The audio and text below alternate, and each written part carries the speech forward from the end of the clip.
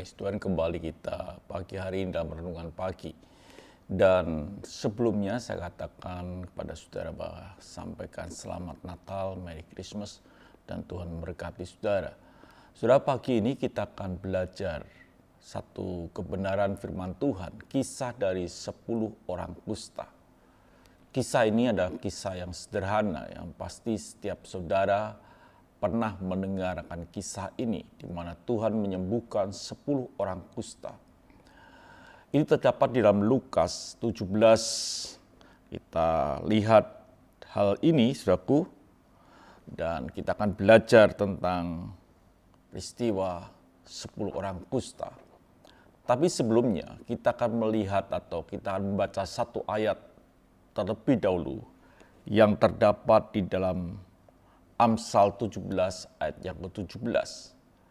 Kalau kita bicara orang kusta, sudah tahu bahwa setiap orang kusta itu disingkirkan, dipisahkan dari saudaranya, dipisahkan dari sahabatnya, dipisahkan dari kaumnya, dan dia harus tinggal di satu tempat yang lain. Saudaraku yang kasih Tuhan, apa yang kita bisa pelajari? Orang yang mengasihi dia harus meninggalkan dia, tidak mau mendekat lagi dan lain sebagainya. Ini seringkali terjadi dalam kehidupan kita. Ketika kita ini menghadapi sebuah masalah dalam hidup ini, pada waktu itu hampir rekan-rekan kita meninggalkan kita. Sahabat-sahabat kita meninggalkan kita ketika kita ini menghadapi masalah yang berat. Atau mungkin saudara Tuhan, ketika kita ini menghadapi kehidupan yang sulit, kita tersingkirkan dari antara mereka, orang tidak mau mendekat kepada kita.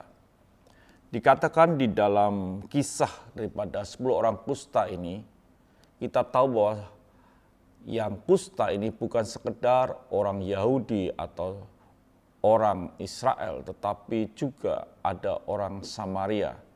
Dan orang Samaria ini bermusuhan dengan orang Yahudi. Mereka tidak bisa menjadi satu atau ada pertengkaran dan lain sebagainya. Tetapi ketika dia ini menghadapi masalah yang sama, yaitu dia sakit kusta, orang ini bersatu. Orang itu merasa senasib sehingga mereka itu tinggal bersama.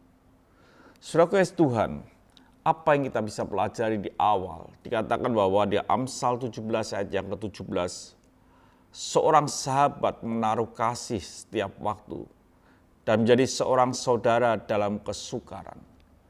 Artinya bahwa benar-benar kita bisa menemukan sahabat ketika kita ini dalam kesukaran dan sahabat itu bersama dengan kita. Siapa yang bersama dengan kita ketika masalah kita datang dalam hidup kita? Itulah sahabat. Seringkali kita ini ketika kita mungkin masalah keuangan, orang-orang takut dekat dengan kita. Karena dia berpikir kalau aku dekat dengan dia, dia bisa pinjam uang dan lain sebagainya, merasa rugi. Jadi saudara kasih Tuhan, seringkali kita tidak menjumpai sahabat ketika masalah datang dalam hidup kita. Biarlah hidup kita ini adalah hidup yang menemukan sahabat.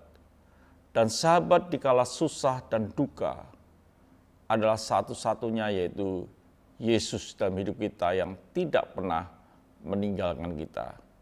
Itu yang harus kita pahami dalam hidup ini, bahwa Tuhan adalah Tuhan yang luar biasa. Natal bagi kita adalah hadirnya seorang penolong yang yaitu Yesus Kristus yang menjelma menjadi manusia supaya dia bisa menolong manusia. Karena begitu besar kasih Allah akan dunia ini, maka diberikanlah anaknya yang tunggal. Supaya barang siapa yang percaya tidak binasa, melainkan peroleh hidup yang kekal. Inilah yang harus terjadi dalam hidup kita. Ada seorang sahabat yang namanya Yesus Kristus yang akan menemani kita dan bersama dengan kita dikala kita menghadapi masalah hidup ini. Tuhan memberkati. Mari kita berdoa. Terima kasih Bapa. Biarlah hidup kami menjumpai akan Natal dalam hidup ini, yaitu Yesus Kristus yang lahir dalam hidup kami. Haleluya. Amin.